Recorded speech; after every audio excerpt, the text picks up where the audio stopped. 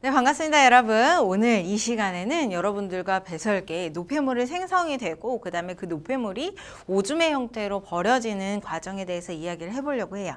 자, 내용에 앞서서 미리 한번 얘기를 하고 싶은 게 무엇이냐면 우리가 뭔가 음식을 먹었어요. 그리고 그 음식을 소화를 시킨 다음에 이제 흡수를 하게 되죠. 그런데 남은 찌꺼기들이 남게 되는데 그 찌꺼기들이 이제 우리가 말하는 대변의 형태로 나오게 됩니다. 그 대변의 형태로 나오는 것을 우리는 배설이라고 얘기하느냐? 그렇지는 않다는 거예요. 배설은 우리가 이제 소화를 하고 흡수를 한 나머지 찌꺼기가 아니라 내가 영양소를 흡수를 한 다음에 세포 호흡을 통해서 이제 에너지를 만들어내죠. 그리고 그 결과 만들어지는 나머지 부산물도 이산화탄소라던가 아니면 암모니아라던가 아니면 물 이런 애들을 노폐물이라고 얘기를 하는 겁니다. 큰 아이가 아니라 작은 아이요. 오늘의 얘기는 그 작은 아이들에 대해서 이야기를 하는 건데, 자, 노폐물의 생성과 배설 경로에 대해서 한번 얘기를 해보려고 해요. 자, 노폐물 이미 얘기를 했습니다. 작은 아이들이라고. 그 작은 아이들은 소화의 결과물이 아니라 세포 호흡의 결과물이다라는 것 꼭 기억하세요.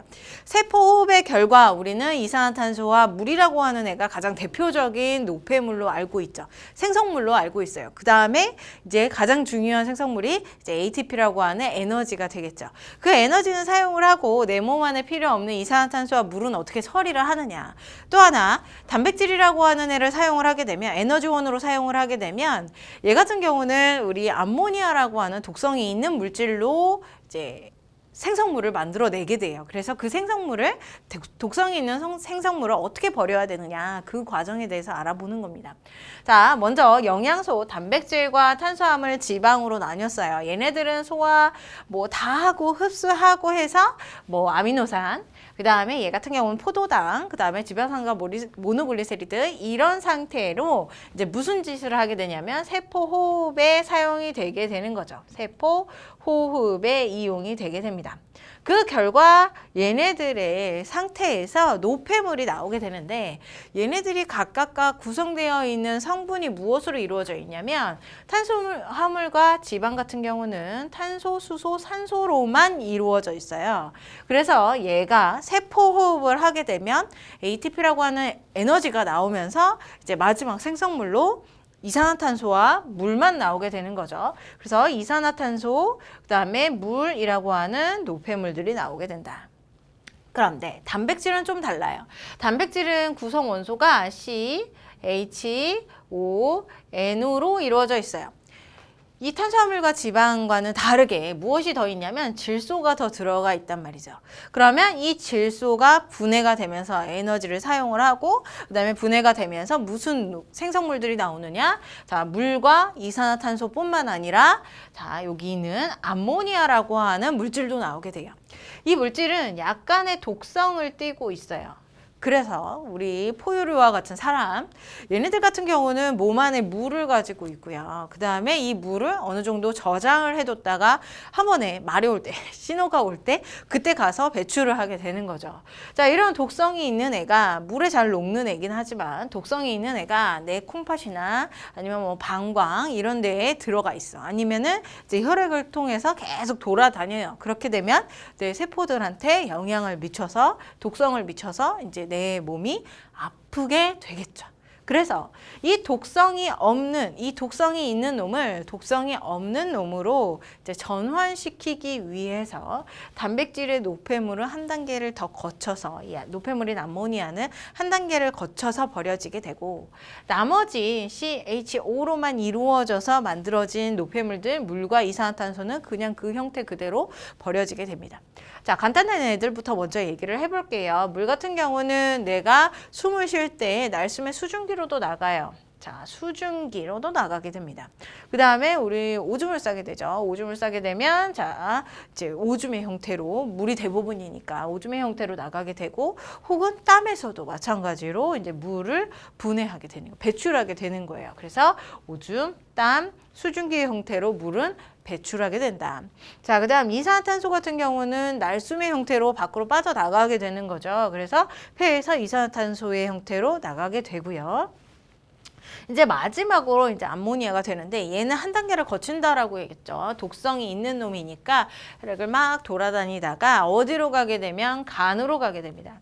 자, 간에서 중요한 건 뭐냐면 얘는 지금 노폐물인 암모니아를 독성이 없는 요소로 바꿔주는 역할을 해요. 그래서 얘 같은 경우는 노폐물을 전환시켜주는 애니까, 독성이 없는 애로 전환시켜주는 애니까 아, 얘는 배설계구나라고 생각하는 친구들 많은데 얘 배설계 아닙니다. 얘는 소화계에 속해요. 굉장히 중요합니다. 이것을 많이 헷갈려 하기 때문에 문제에서 자주 물어보는 형태예요. 그래서 간 같은 경우는 소화계에 속하고요. 배설에서도 계속 언급되기도 하고, 또 다른 얘 같은 경우는 굉장히 많은 역할들을 합니다. 그래서 많은 곳에서 계속 언급이 되기 때문에 이제 소화계의 정체성을 자꾸 까먹게 돼요, 우리가. 그래서 소화계라는 거 다시 한번 찝어주고, 자, 암모니아, 독성이 있는 이 암모니아가 간을 거치면서 독성이 없는 요소의 형태로 바뀌게 돼요. 그러면 이 요소 같은 경우는 물에 잘 녹으면서 이제 독성이 없기 때문에 우리가 오줌이 만들어지고 방광에 갇혀 있을 때에도 내 몸 안에 이제 영향을 주지 않겠죠. 그래서 안전한 형태로 해서 이제 오줌의 형태로 버려지게 된다라고 볼 수가 있어요. 자, 모두 다 작은 애들이죠. 오줌, 땀, 수증기, 수증기 형태. 자, 이런 것들이 모두 다 이제 안전한 작은 형태들의 노폐물이라고 얘기를 해줄 수가 있고요. 우리 아까도 맨 처음에 도입부에서 얘기한 것처럼 소화가 되지 않은 찌꺼기들, 그것은 큰 형태. 걔 같은 경우는 노폐물이 아니다. 우리가 과학에서 얘기하는, 생명과학에서 얘기하는 노폐물이 아니라 그냥 찌꺼기이기 때문에 그것 이외에 이제 세포호흡의 결과 만들어진 이 노폐물들이 각각 물과 이산화탄소, 그다음에 암모니아가 각각 어떻게 버려지는지 그것을 기억하시면 될 것 같습니다. 오케이. 자, 그러면 이제 이 중에서 물과 이산화탄소가 날솜으로 버려지는 건 기체교환의 원리에서 우리가 다시 한번 공부를 할 거고요. 그 다음에 땀의 형태로 물이 버려지는 거는 여러분들 알고 있죠. 항상성 유지를 위해서 이제 체온이 올라가게 되면 땀이 나오면서 이제 막 그 물이 버려지기도 하고 그다음에 체온이 유지되기도 해요. 그런 형태들도 항상성 유지 단원에서 다시 한번 얘기를 할 거예요. 오늘의 포인트는 이제 이 오줌이 만들어지는 과정에 대해서 이야기를 해볼 겁니다. 조금 복잡할 수도 있는데 정신 바짝 차리고 다시 한번 여러분들이 정리를 하시면 될 것 같아요. 자, 한번 보겠습니다. 자, 여기에요. 이 과정이 바로 이제 요소라고 하는 아이가 포함되어 있는 오줌이 생성되는 과정이에요. 자, 오줌이 어떻게 생성이 되느냐? 여러분들이 알고 있는 콩팥에서 오줌이 생성이 되고 방광에 모였다가 그 방광에서 신호가 오게 되면 어느 정도 오줌이 차게 되면 이제 화장실에 가서 소변을 누게 되죠. 그렇게 됐을 때 오줌이 밖으로 빠져나가게 되는데 그 오줌이 어떻게 형성이 되느냐? 그 과정을 공부를 하는 겁니다. 자, 오줌이 생성이 되는 장소는 어디냐면 콩팥이에요. 우리 허리 뒤춤에 이렇게 주먹만한 사이즈로 두 개가 이렇게 들어가 있죠. 콩 모양 팥 색깔이라고 해서 콩팥이라고 얘기를 하고요. 자, 그 콩팥 같은 경우는 하나의 덩어리로 만들어진 게 아니라 아주 작은 미세한 기본 단위들로 이루어져 있고 그 기본 단위들이 쫙 모여서 콩팥의 모양을 갖게 되는 거예요. 그럼 그 기본 단위를 우리는 뭐라고 부르느냐? 네프론이라고 부르는 거죠. 여기 그림에서 나오는 요 가닥이 이 모습이 네프론의 모습이라고 볼 수가 있어요. 그래서 네프론이라고 하는 이름을 한번 기억을 해주시면 될 것 같아요. 네프론. 얘는 신장, 콩팥의 기본, 구조적, 기능적 단위이다라고 볼 수가 있고요. 자, 이 네프론은 무엇으로 이루어져 있냐면, 자, 여기 있습니다. 사구체, 보먼주머니, 그 다음에 여기 굵은 관이, 초록색 관이 있죠. 이 세뇨관, 이렇게 세 가지로 이루어져 있어요. 사구체, 보먼주머니, 세뇨관. 사구체 같은 경우는 모세혈관이 공처럼 뭉쳐져 있는 모습을 우리는 사구체라고 얘기를 하고요. 그 다음 그 사구체를 받치고 있으면서 큰 주머니, 비어있는 주머니의 형태를 가지고 있는 게 보먼주머니예요. 그리고 그 보먼주머니랑 연결이 되어 있는 굵은 관이 세뇨관. 그다음에 이제 이 사구체에는 바로 세뇨관과 연결되어 있는 게 아니라 다시 모세혈관과 연결이 되어서 온몸으로 돌아가게 되어 있는 구조로 되어 있습니다. 사구체, 보먼주머니, 세뇨관. 여러분들 조금 더 공부를 한 친구들은 사구체와 그다음에 보먼주머니를 합쳐서 말피기 소체라고 부른다는 사실도 알 수가 있죠. 요즘 교재에서는 좀 빠졌기 때문에 그냥 언급만 하고 넘어가도록 할게요. 자, 사구체와 보먼주머니는 말피기 소체 플러스 세뇨관까지 해서 우리는 네프론이라고 얘기하고, 이 네프론들이 여러 개가 만나서 여러 개가 집합되어서 콩팥을 이룬다라는 거 기억하시면 될 것 같아요. 자, 그러면 다시 이제 오줌 생성 과정으로 넘어가서, 자, 오줌이 어떻게 생성이 되느냐? 내 몸에 온몸에 막 돌아다니던 노폐물들이 있어요. 뭐 이제 암모니아가 간에 가서 요소로 바뀌었으니까 요소, 그 다음에 물이라던가 이산화탄소는 폐로 갔으니까 없겠죠. 뭐 이런 애들이 이제 버려져야 되는데, 오줌의 형태로 버려져야 되는데, 일단은 온몸을 돌다가 어디로 올 거냐면 콩팥으로 오게 돼요. 자, 콩팥에 오게 되면 콩팥 동맥을 통해서 사구체로 들어가게 되죠. 그럼 이 사구체에는 혈액이 가지고 있는 모든 성분들이 다 들어가 있어요. 그래서 혈구가 혈액에 있는 덩어리들을 얘기를 하는 거죠. 적혈구, 백혈구, 혈소판, 이런 애들이 있고요. 지방, 단백질, 얘네들은 뭐 소화가 돼서 내 몸 안에 작게 들어왔지만 다시 필요에 의해서 뭉쳐지고 필요에 의해서 좀 크게 만들어진 상태예요. 그런 애들, 큰 애들, 이런 애들이 존재하는 반면 혈구, 지방, 단백질, 크기가 큰 애들이에요. 대자를 써놓을게요. 크기가 큰 애들도 있는 반면, 자, 물이라던가 간에서 만들어진 요소요, 포도당, 무기염류, 아미노산, 이런 작은 애들이요. 굉장히 작은 애들도, 작을 소자, 자, 작은 애들도 존재하게 됩니다. 혈액에 있는 애들은 그냥 다 사구체에 온다고 보면 될 것 같아요.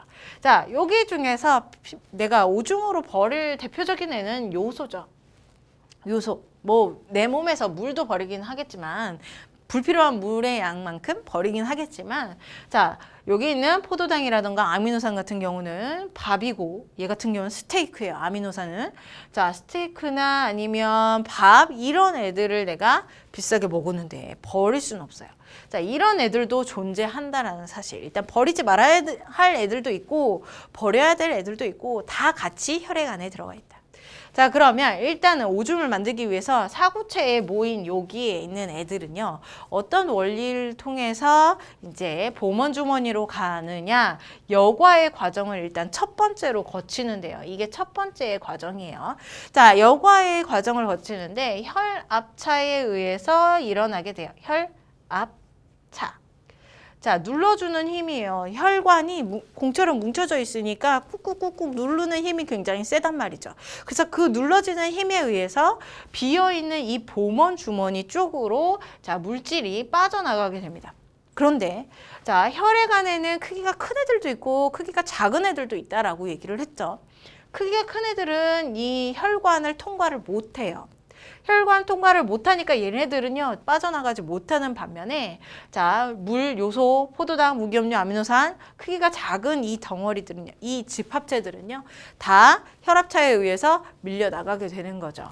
여과가 된다라고 볼 수가 있어요. 그래서 여과된 성분들 보게 되면은 위쪽에 있는 작은 물질들과 동일함을 볼 수가 있죠. 자, 이렇게 동일하게 여과가 됩니다. 무엇에 의해서? 혈압차에 의해서. 자, 이렇게 혈압차에 의해서 이동을 하는데, 또 조심해야 될 게 한 가지가 더 있는 게, 여기 혈관에 있던 작은 애들이 민다고 해서 모두 다 혈액에 한 개도 남김없이 모두 다 빠져나가느냐? 그건 아니에요. 혈압차에 의해서 밀린 애들도 있고, 밀리지 않고 그냥 그 다음 혈관으로 이동된 애들도 있어요. 이동된 애들 나머지 일부의 크기가 작은 애들만 이렇게 여과가 되고요. 나머지들은 쭉 이동을 하게 된다. 무엇을 통해서? 모세혈관을 통해서. 자, 모세혈관을 통해서 쭉 이동되는 뭐 이 지점쯤, 요 지점쯤 성분을 얘기를 해보면 여기 있는 애들이랑 동일해요. 요 지점쯤에서도 이제 크기가 큰 애들, 크기가 작은 애들 다 있지만, 크기가 작은 애들의 일부는 여과되어서 이 보먼주머니와 세뇨관을 통해서 이동을 된다. 요 사실만 기억을 하시면 될 것 같습니다. 자, 이게 첫 번째 여과예요. 사구체에서 보먼주머니로 혈압차에 의해서. 그 다음 두 번째, 여과가 된 성분들은 크기가 작은 애들이 다 여과가 된다. 이렇게 기억을 하시면 돼요. 첫 번째 과정이었어요. 자, 두 번째 과정은요. 이제 세뇨관과 모세혈관 사이에서 일어나게 돼요. 자, 세뇨관으로 쭉 가서 어디로 갈 거냐면요. 나머지는 방광으로 결과적으로 갈 거예요. 그래서 이 세뇨관에 남아있는 애들은 오줌이라고 생각을 해주시면 될 것 같고, 그 다음에 모세혈관 쪽으로 가는 애들은 다시 내 온몸을 통해서 심장으로 가서 내 온몸에서 다시금 사용이 될 거예요. 그래서 여기는 몸으로 가는 애들이다라고 보면 돼요. 아래쪽은 오줌이다라고 보면 되겠죠. 이렇게 여과가 일단 됐어요. 일단락 됐어요. 그러면 혈액에서 여과된 물질들을 우리는 뭐라고 부를 거냐면 원료라고 부를 거예요. 원료. 자, 그럼 원료들이 세뇨관을 통해서 쭉 이동을 하게 될 건데요. 자, 원료의 성분에는 내가 버리고 싶은 애도 있겠지만 버리기 싫은 애들도 있어요. 대표적으로 아까도 얘기했듯이 포도당이요. 내가 비싸게 주고 먹은 밥이에요. 스테이크 아니지. 밥이고 뭐 스파게티 이런 애들이에요. 햄버거 이런 애들이에요. 자, 포도당이요. 비싸게 주고 먹었죠. 아미노산 더 비싸요. 얘 같은 경우는 스테이크예요. 뭐 불고기고요. 소고기고요. 돼지고기고요. 아주 비싼 그런 단백질류들이에요. 얘네들은 내가 절대 버리고 싶지 않단 말이죠. 아주 힘겹게 돈 벌어서 사 먹었으니까. 자, 그러면 얘네들 같은 경우는 이 세뇨관에 있으면 오줌으로 버려지니까 아깝죠.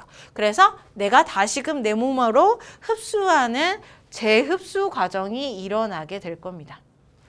재흡수 과정이 일어나게 돼요. 자, 얘 같은 경우는 우리 메모를 통해서 다시 한번 얘기를 한번 해볼게요. 자, 재흡수를 하게 되는 과정을 한번 얘기를 해보면, 자, 재흡수해야 되는 애, 대표적인 애가 포도당이고 그 다음에 아미노산이라고 얘기를 했어요. 세뇨관에서 모세혈관으로 보내야 된다. 근데 얘네들 같은 경우는 비싸기 때문에 무조건 최대한 끌어서 모세혈관 쪽으로 이동해서 내 몸 쪽으로 이동을 시켜야 돼요. 그래서 얘 같은 경우는요, 100% 재흡수가 됩니다. 모세혈관 쪽으로 이동을 한다고요.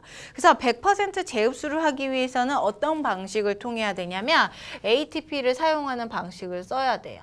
에너지를 써서 무조건 다 끌어 모아야 된다는 거죠.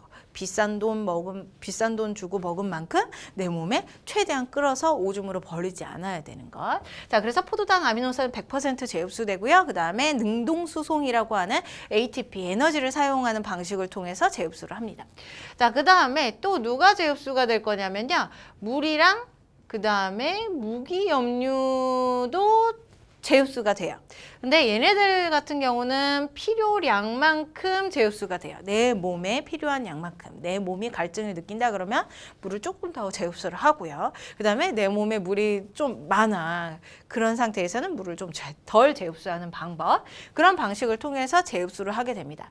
물이 이동하는 방법은 삼투압이라고 하는 현상을 통해서 이동을 하기 때문에 에너지를 사용을 하지 않아요. 그리고 이 무기물 같은 경우는 물이랑 덩달아서 이동을 하기 때문에 농도 차이에 의해서 덩달아서 이동을 하는 거기 때문에 에너지를 사용하지 않아요.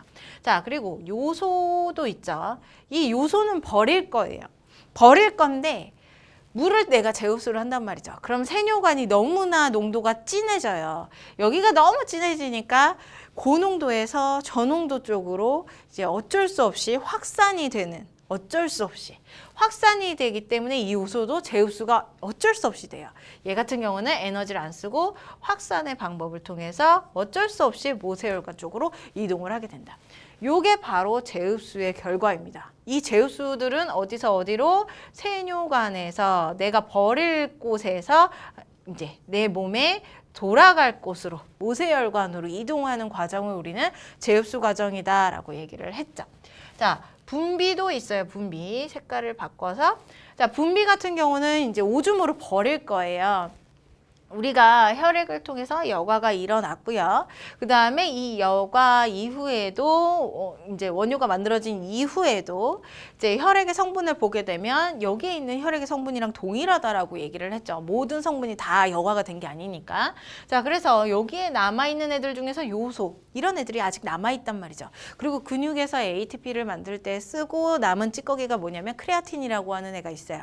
그런 애들도 마찬가지로 분비물 될 거예요. 그런 애들을 이제 분비하게 된다라고 볼 수가 있죠. 예, 요소라던가 아니면 크레아틴 이런 애들이 이제 분비가 된다. 얘네들은요, 내가 농도의 차이에 의해서 분비가 되는 게 아니라 얘네들은 내가 억지로 버려야 될 물질들이에요. 그래서 얘네들을 또 마찬가지로 누구랑 마찬가지? 포도당이나 아미노산과 마찬가지로 ATP를 사용하면서 능동수송을 통해서 세뇨관으로 바꿔주게 되는 거죠. 자, 이런 분비 과정은 우리 제흡수의 반대 과정, 모세혈관에서 세뇨관으로 이동하는 과정이고 이제 에너지를 사용하면서 이제 방출을 하게 된다.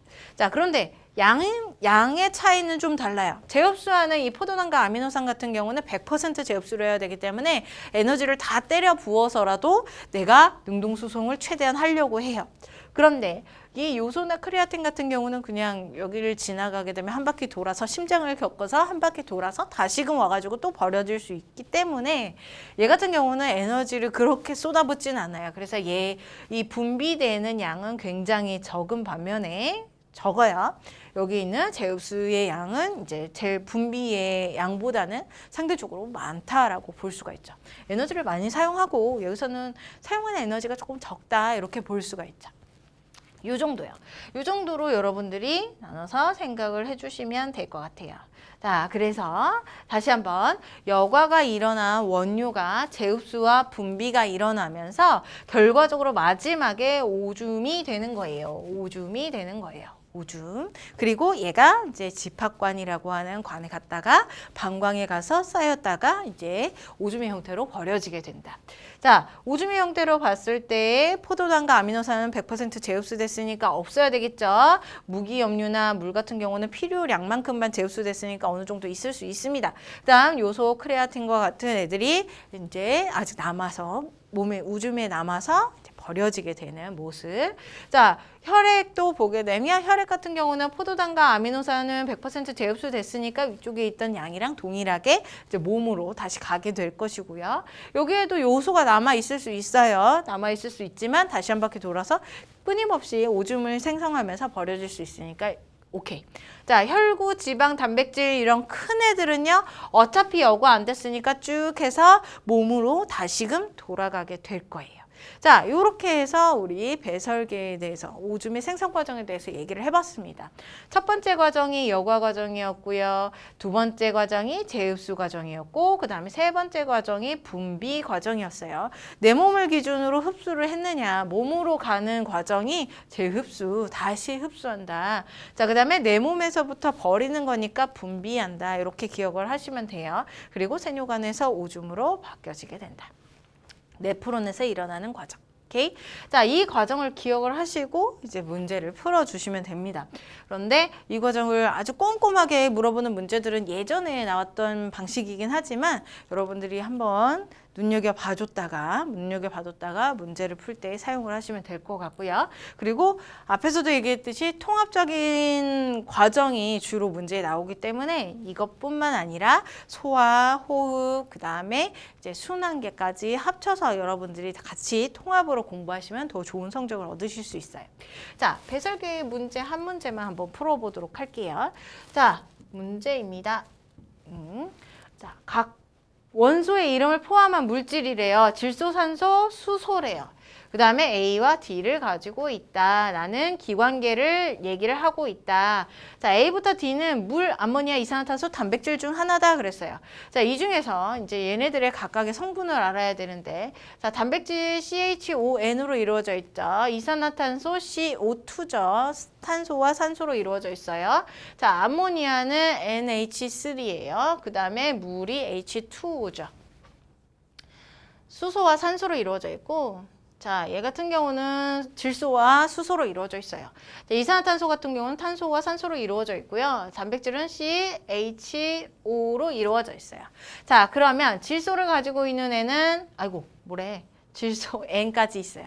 자, 그러면 단백질과 암모니아가 여기 A와 C 중에서 하나일 거고요. 그 다음에 A 같은 경우는 산소도 있고 수소도 있어요. 그런데 암모니아 같은 경우는 누구가 없어요? 산소가 없죠. 그러니까 A가 여기다 써야지. 자, A가 단백질에 속하겠구나라는 거 하나 알아냈고요. 자, 그러면 C 같은 경우는 저절로 N을 가지고 있으니까 암모니아가 되겠죠. 암모니아. 자, 그럼 그 다음 B랑 D가 있는데 D 같은 경우는 산소랑 수소를 가지고 있고요. B는 산소를 가지고 있어요. D가 산소랑 수소를 가지고 있어요. 물이네요. 그죠? 자, D 물이고요. 그 다음에 A, B, C, B. B 같은 경우는 이제 나머지 있는 이산화탄소가 되겠습니다. CO2. 자, 이렇게 썼습니다. 자, 기역과 니은이 있어요. 기관계를 맞춰라 이렇게 얘기하고 있는데 콩팥은 오늘 공부한 배설계에 속하겠죠. 배설계. 자, 그 다음에 위는요. 소화가 일어나는 거죠. 단백질 소화가 일어나기 때문에 우리는 소화계 이 사실을 알 수가 있습니다. 자, 옳은 것은 골라라 하고 있어요. D는 기역을 통해서 몸 밖으로 배출된다. 자, D는 물이에요. 물은 오줌, 그 다음에 땀, 그 다음에 날숨 이렇게 세 가지 형태로 버려지게 돼요. 맞는 말이 되겠습니다. 니은에는 C를 요소로 전환하는 기관이 있다. 소화계에는요. 자, C를 암모니아를 요소로 전환하는 누가 있냐면요. 간이 있어요. 맞는 말이죠. 간 같은 경우는 소화계, 배설계가 아니다라고 얘기를 했어요. 자, A가 세포호흡을 통해서 분해될 때에 A가 누구냐면 단백질이에요. 분해될 때에 자, B, C, D가 모두 생성된다. 암모니아, 물, 이산화탄소가 모두 생성된다. 맞는 말이 되겠죠. 탄수화물이나 지방 같은 경우는 요 두 놈만 만들어지지만 단백질은 암모니아까지 만들어진다. 왜? 질소를 가지고 있기 때문에. 자, 그래서 기역, 니은, 디귿 5번이 정답이 되겠습니다. 자, 이렇게 풀어주시면 될 것 같아요. 자, 배설계의 오줌 생성 과정은 굉장히 복잡하게 이루어져 있어요. 그래서 여러분들이 다시 한번 그림을 그려보면서 약식으로 그림을 그려보면서 이제 사구체에서 보먼주머니로 아니면 이제 세뇨관에서 모세혈관, 모세혈관에서 세뇨관으로 어떤 물질들이 이동되는지 쭉 정리를 해보시면 조금은 정리되고 도움이 되지 않을까 생각이 듭니다. 자, 오늘은 여기까지 하도록 하죠. 수고 많이 하셨습니다.